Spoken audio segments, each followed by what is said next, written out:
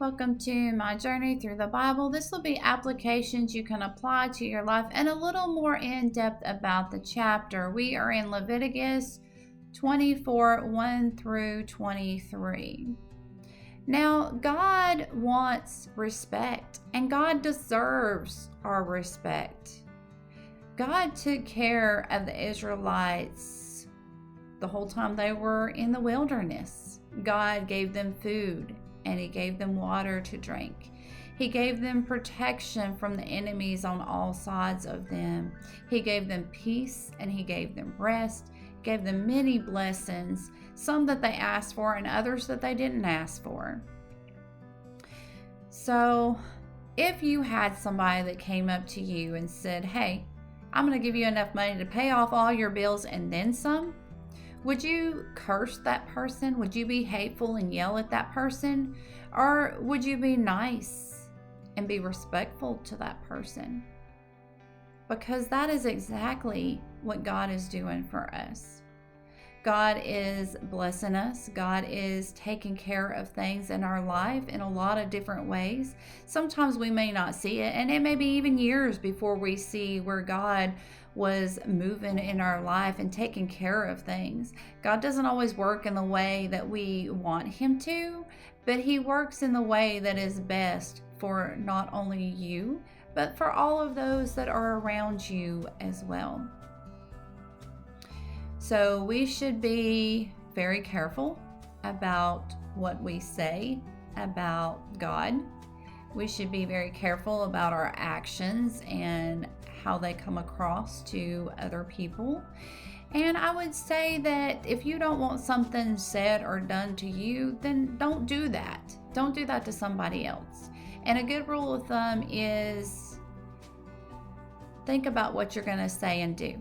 If it is going to be painful or hurtful to somebody, then don't do it.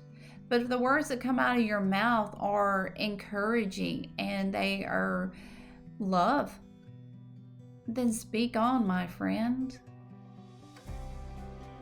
And we see that the last 5 Ten Commandments had to do with our neighbor. You do not lie, you do not steal, you do not kill, you do not bear false witness with your neighbor, you do not sleep with your neighbor's spouse. And if we really did do a life for a life, a tooth for a tooth, and an eye for an eye, would people be very mindful of their actions? So if you lied, you'd have your tongue cut out.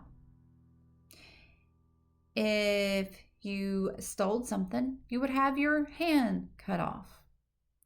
If you hit somebody so hard that you knocked their eye out of their head, you had your eye cut out.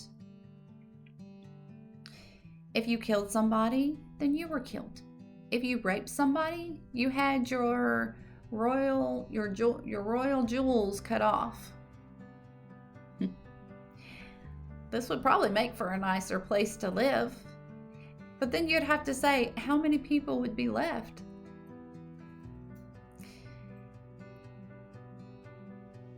Some may say that they want to follow this to the T and physically take somebody's life or eye or tooth or hand or tongue or the crown jewels.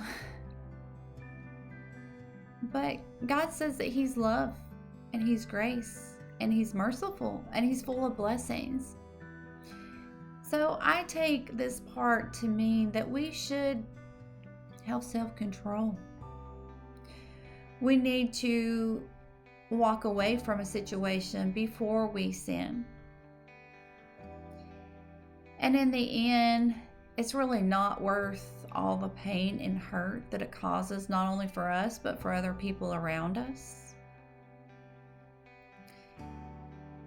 And we have to make sure that we set good and holy examples, because there are little eyes that are watching us. There are little hands that are wanting to do what we do. There's little feet that are following us. There's little mouths that are repeating what we say. And whether you realize it or not, you're molding a child. So make sure that you're molding that child for life and not for death. May God be with you in everything and in every way.